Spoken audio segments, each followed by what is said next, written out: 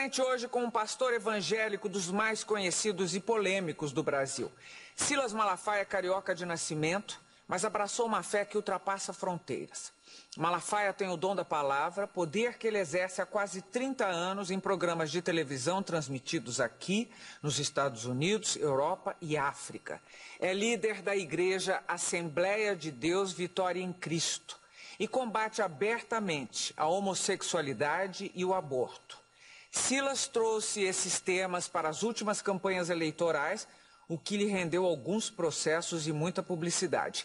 Recentemente, ele foi citado pela revista americana Forbes como um dos pastores mais ricos do Brasil. Não deixou por menos, disse que vai ferrar a Forbes. Pastor, antes de mais nada, muito obrigado pela presença aqui nos nossos estúdios. É que agradeço. Vamos começar pelo assunto mais atual, pela Forbes. Sim.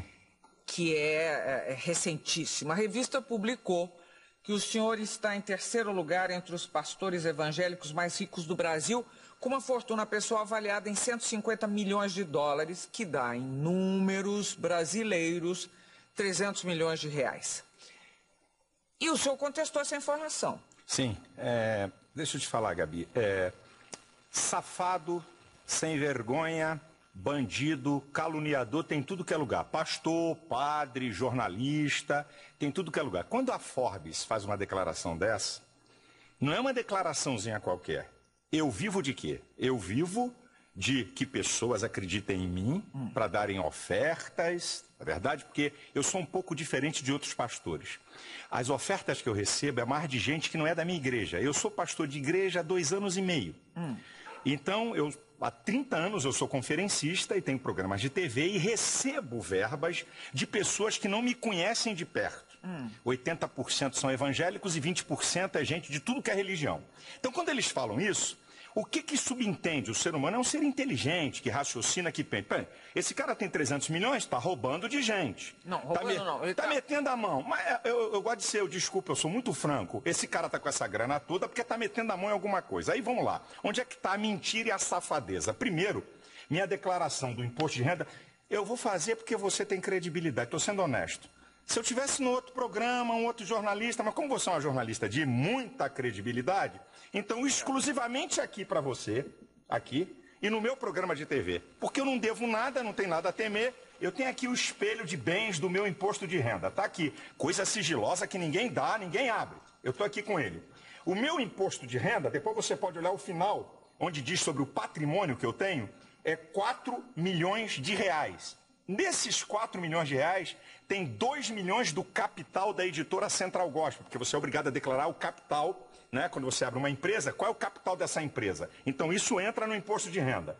Então eu tenho uma casa, 6 apartamentos, 3 meus filhos moram, 3 eu comprei em comodato de construção, que ainda faltam 30 prestações em Vila Velha, de um construtor evangélico. Eu tenho um apartamento em Boca Raton, que está aqui a declaração de bens do Banco Central, ela está aqui. Comprei por 149 mil dólares para pagar em 30 anos. Se eu pegar esse patrimônio atualizado, porque você na declaração do imposto de renda, você põe o dia que você comprou. Mas se eu pegar isso e atualizar o valor que vale a minha casa, que aqui está por 800 mil, porque foi quando eu comprei, eu vou ter aqui de patrimônio atualizado de valores de hoje, 4 milhões e meio, ok? Aqui tem 4 milhões porque tem 2 milhões da minha participação na minha empresa. Então, se eu tirar isso e atualizar, então o que a Forbes está falando, primeiro, é mentira. O jornalista, o correspondente, eu acho que ele vai perder o emprego, porque eu vou processar a Forbes nos Estados Unidos. Eu não vou processar aqui. Aqui não tem graça.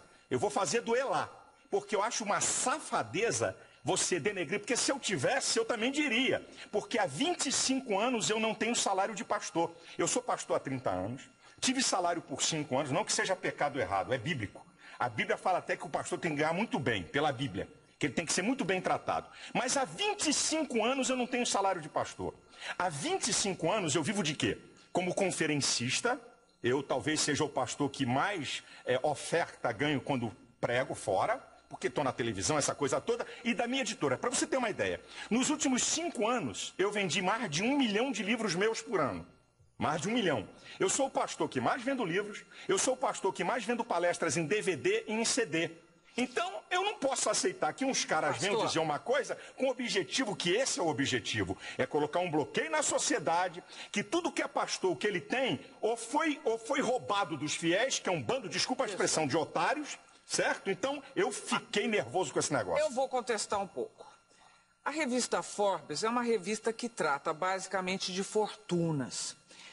Não é novo, é associado à religião, a todas as religiões, digamos, não estou isentando a católica, as religiões são associadas a fortunas. No caso da evangélica, associada ao dízimo pago pelos fiéis.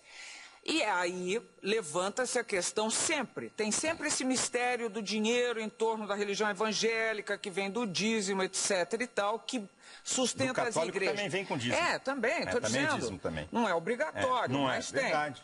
Não é obrigatório. Sim. Agora, no caso, esse interesse por essas fortunas que aparecem nas pessoas associadas à religião, por que não seriam do interesse da Forbes? Ela trata de outras fortunas, ela trata de fortuna de muita gente.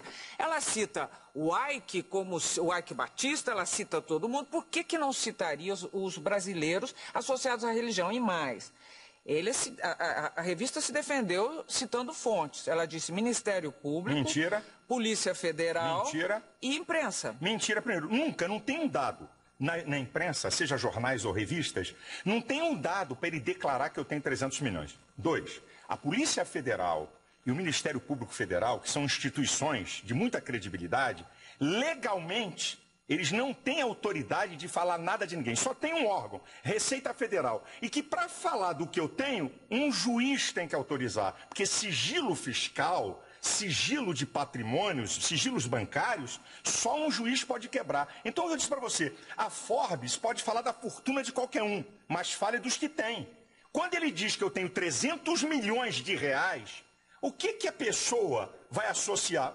É o ser humano, o cérebro humano, o ser humano, ele é um ser que diferencia dos animais, porque ele tem inteligência e percepção, ele faz associações. Então diz assim, pô, esse malandro aí, esse vagabundo aí, tem 300 milhões porque roubou os fiéis. Então essa é a ideia. E eu não vou receber fama daquilo que eu não tenho, porque para o milionário, Gabi, para o empresário sair, olha, eu estou entre os 100 mais ricos do mundo. Isso dá até crédito para o cara. Os bancos, pô, esse cara aqui está entre os milionários. Para mim é o contrário, o efeito é negativo. Mas, o pastor, você não devia estar fazendo esse tipo de não defesa da teologia da prosperidade. Não, diferente. Aí vem cá. Quem disse? Existe uma coisa. Existe o besterol da teologia da prosperidade. Existe a teologia da prosperidade da Bíblia. Então explica pra gente. Eu explico para você qual é o besterol da teologia da prosperidade. Olha, vem para Deus que você vai ficar rico, vem para Deus que se você tem um emprego você vai ser patrão, venha para Deus que você vai ter um monte de casa. Então, isso é o besterol da teologia da prosperidade. Agora, a prosperidade está em toda a Bíblia. E o cerne da prosperidade diz assim, bem, pastor, me diga uma coisa que a Bíblia mostra que a pessoa pode ser próspera. Ou então, o que faz uma pessoa ser próspera à luz da Bíblia? A Bíblia diz que prosperidade é obedecer às leis de Deus. Tem um salmo, que é o Salmo 112, que diz assim, bem-aventurado o homem que teme ao Senhor e que obedece os seus mandamentos. A sua geração será poderosa, a sua descendência será grande na terra. Fazenda e riqueza haverá na sua casa, e a sua descendência permanece para sempre. O Salmo 1